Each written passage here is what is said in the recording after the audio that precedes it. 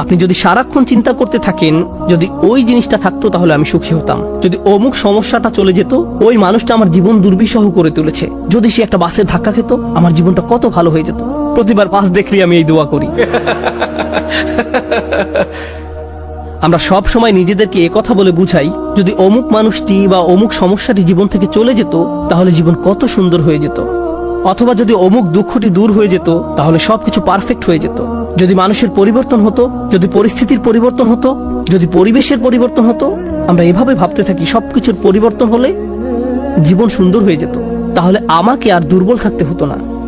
আমরা ভোগের উপর ভোগ করতে থাকি আর এতে পুরোপুরি আচ্ছন্ন হয়ে পড়ি।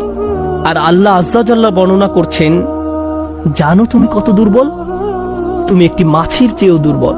দুআফাত তালিব ওয়াল মাতলুব। যখন তিনি এভাবে বলছেন, আমি আপনি মজ্জাগতভাবে অবিশ্বাস্যভাবে কতটা দুর্বল, একটু চিন্তা করে দেখুন। আপনাদের প্রত্যেকের মাথায় বিভিন্ন জিনিসের চিন্তা আছে প্রতিদিন। আমরা এখন রোজা রাখছি, নামাজ পড়ছি, আর আলহামদুলিল্লাহ নামাজ পড়ার সময় আমরা মনোযোগ ধরে রাখার চেষ্টা করি, কিন্তু এর বাইরে আপনার মাথায় কোন চিন্তা ঘুরঘুর করে? আপনি কি নিয়ে উদ্বিগ্ন থাকেন? আপনি কি নিয়ে চিন্তা করেন? কোন চিন্তাটি আপনার মাথায় সারাক্ষণ ঘুরতে থাকে? কোন জিনিসটির ব্যাপারে ভাবেন এটা যদি থাকতো, আর কোন জিনিসটির ব্যাপারে ভাবেন যদি এটা না থাকতো?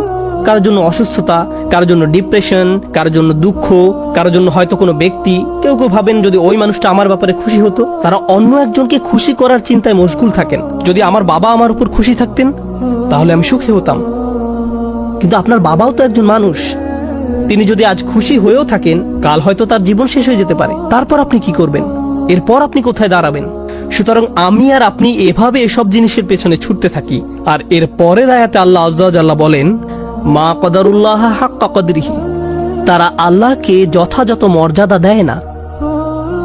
ইন্নাল্লাহা কাউইয়ুন আজিজ, নিশ্চয়ই আল্লাহ শক্তিধর, মহাপরাক্রমশালী। তুমি দুর্বল কিন্তু আল্লাহ সর্বশক্তিমান। তিনি আরো বলেন, তোমরা আল্লাহকে যথাযথ মর্যাদা প্রদান করনি। জানেন তিনি আমাকে আপনাকে কি বলছেন? তিনি বলছেন, তোমরা বিভিন্ন জিনিসের পেছনে ছুটবে, তোমরা বিভিন্ন মানুষের পেছনে ছুটবে, তোমরা এই দুনিয়ার যত কিছুর পেছনেই ছুটো না কেন, এর প্রতিটি জিনিসের একদিন সমাপ্তি হবে। এর প্রতিটি জিনিস দুর্বল। এই কারণে তুমিও দুর্বল হয়ে পড়েছো। এই জন্য তুমি বারবার দুঃখ ভারাক্রান্ত হয়ে পড়ছো। ফলশ্রুতিতে তুমি বারবার ক্ষতির সম্মুখীন হচ্ছ।